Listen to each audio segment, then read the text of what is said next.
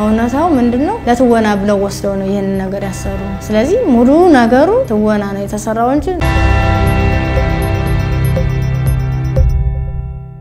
የኢቲቪ ዶክመንተሪ ከባዱ ዝግብ አስነሳ ሚዲያ የፈጠራትና እውነተኛው ብርቱካን ለየቅሉ ነው አርፈዋል ፕሮግራሙ ስተት ነው ተደፍራ እንደወለደችም የተነገረው ስተት ነው ደምቢዶሎ ዩኒቨርሲቲ የተንዶነ እንኳን አታውቅም ይህ ምን አይነት ጉድ ነው መረጃውን በስፋት እንመለከታለን ስለ ፋኖ ጥብቅ መረጃ ወጣ ቡድኑ ያልጠበቀው ደብዳቤ ከመንግስት ተልኮለታል ታዲያ ፋኖ ለዚህ ምላሹ ምን ይሆን መረጃውን በስፋት እንመለከታለን የኤርትራው ፕሬዝዳንት ኢሳያስ አፈወርቂ ላይ ተቃውሞ ያሰሙ ግለሰቦች በሽብርተኝነት ተፈረጁ እኚህና ሌሎች መረጃዎችን በዝርዝር መረጃዎቻችን በስፋት እናስደምጣችኋለን ሰላም ጤና ይስጥልን በመላው ዓለማት የምትገኙ የዴ ታርጌት ኒውስ ቤተሰቦቻችን በያላችሁበት የዓለም ስፍራ ሁሉ ሰላማችሁ ይብዛልን ይያልን እነሆ ለቻናላችን አዲስ ሆናችሁ ቻናላችንን ሰብስክራይብ በማድረግ ቤተሰብ እንድትሆኑን በተጨማሪም የደወል ምልክቱን በመንካት ዘላቂ ቤተሰብነትን ከኛ ጋር እንድትመሰርቱ እንዲሁም በየዕለቱ የምንለቃቸውን ቪዲዮዎችን ከወደዳችሁ ላይክ እና ሼር እንድታደርጉልን እየጠየቅን ወደ መረጃዎቹ እናመራለን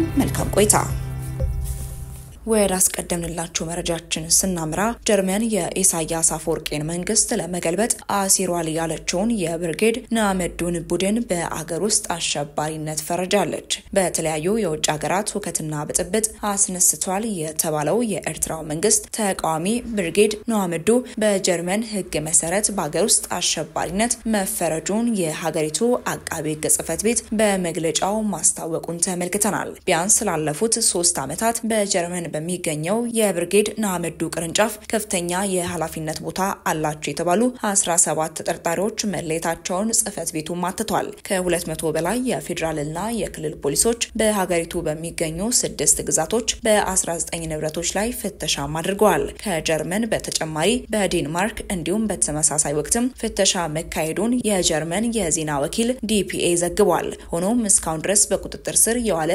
እንደሌለም ተገልጿል ኤርትራን እየገዙ ባሉ ፕሬዝዳንት ኢሳያስ አፈወርቂ አገዛዝ ላይ ከዚህ ቀደም በዲያስፖራው ተቃውሞች ቢሰሙም ከባለፈው ዓመት ጀምሮ ግን መልኩን እየቀየረና የአገዛዙ ደጋፊዎችም የሚያዘጋጇቸውን በዓላትም በመቃወም በሚነሱ ግጭቶችም ደም መፋሰሶች እየታዩ ይገኛሉ በቅርቡም የእስራኤል ፓርላማ መንግስታቸውን የሚደግፉ የኤርትራ ስደተኞችን ከሀገር ለማባረር ያለመውን ረቂቅ ሕግ የመጀመሪያውን ዙር በሙሉ ድጋፍም አሳልፏል የስዊዘርላንድ የተወካዮች ምክር ቤት የጥገኝነት ጥያቄያቸውን ተቀባይነት ያላገኙ ኤርትራውያንን በሶስተኛ ሀገር አድርጎ ወደ አፍሪካ የሚመለሱበትን ፕሮግራም ማጽደቋል ለንደንን ጨምሮ በተለያዩ ሀገራትም በሚነሱ የደጋፊና ተቃዋሚዎች ግጭትም የተነሳ የዩናይትድ ኪንግደም ባለስልጣናት ኤርትራውያን የሚያከብሩትን ፌስቲቫል ሰርዘዋል የጀርመን አቃቤ ህግ ተጠርጣሪዎቹ በቡድን ውስጥ ከፍተኛ የኃላፊነት ቦታዎችን እንደያዙ ምርመራዎች ይጠቁማሉ ብለዋል በኔዘርላንድና በጀርመን ባሉ የብርጌድ ንሓመዱ ቅርንጫፎችም ከፍተኛ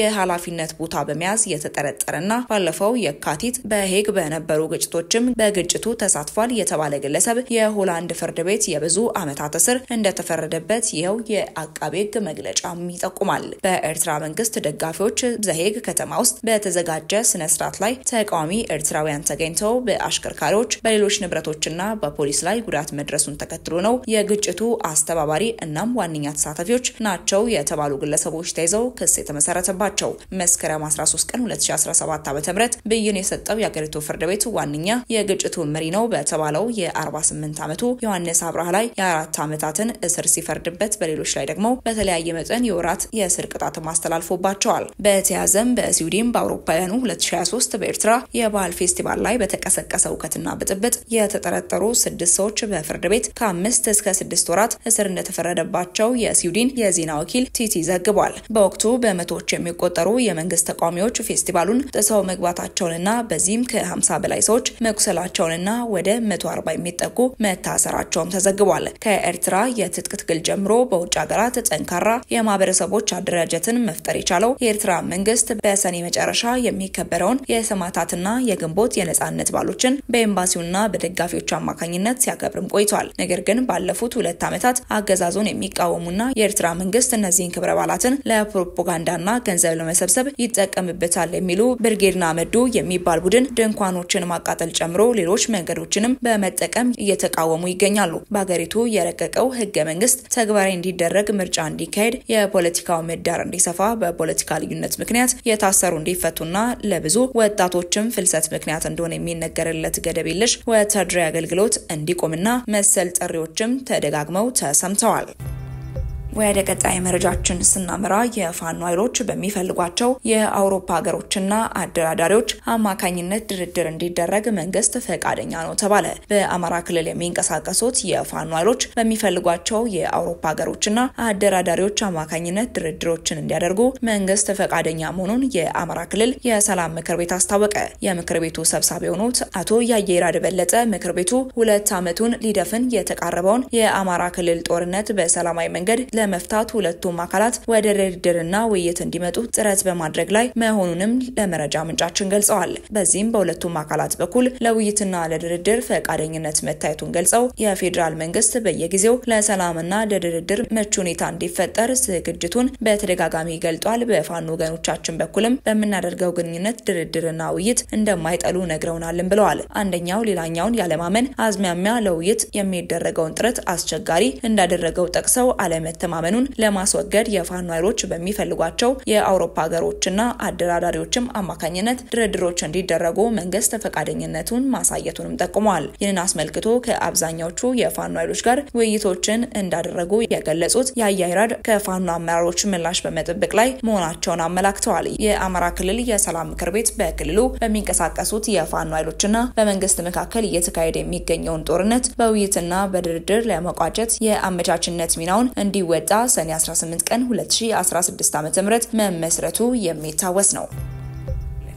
ወደ ቀጣይ መረጃችን ስናመራ አነጋጋሪ ሆነውን የብርቱካንን ጉዳይ እንመለከታለን። ሚዲያ የፈጠራትና እውነተኛዋ ብርቱካን ቤተሰብ የሰራት እውነተኛዋ ብርቱካን ባለትዳር የቤት እመቤት ነች። መልካም የሚባል ትዳር ይዛም ከባንክ ሰራተኛው ከባለቤቷ ጋር አብረው ይኖሩ እንደነበር በማስረጃ ተረጋግጧል። በኢቢኤስ ውስጥ የተፈጠረችው ብርቱካን ግን ከዚህ ተቃራኒ ነች። በጣም በብዙ ስቃይ ውስጥ ያለፈች፣ በርካታ ወንዶች ተፈራርቀው የደፈሯትና ተደፍራ ለመውለድ የተገደደች፣ ቤተሰቦቿንም አንዱን በስደት ሌላውን በሞት ተንጥቃ በሰው ቤት ተንከራታ የተማረች ነች። በፊልም የቀረበችው ብርቱካን ፕሮግራሙ ላይ እናቷ እሷ የ3 ዓመት ከ15 ቀን ልጅ እያለች በወሊድ ምክንያት በሆስፒታል መሞታቸውንና አባቷ መሰደዳቸውን ትገልጻለች። እሷ ደግሞ ለወላጆቿ የመጀመሪያ ልጅ እንደሆነች ነበር የገለጸችው። እውነታው ግን ሌላ ነው። እህቷ ማስተዋል ተመስገን ወላጆቻቸው ሰረቀ ብርሃን ቀበሌ ልዩ ስሙ ጽጌ ገሊላ በሚባል ቦታ አሁንም በህይወት መኖራቸውን ትናገራለች። ብርቱካን ለቤተሰቧ 6ኛ ልጅ እንደሆነች ነው ማስተዋል የምትናገረው። እሷም ለምን እንደዚህ እንዳደረገችም ግራ እንደገባትና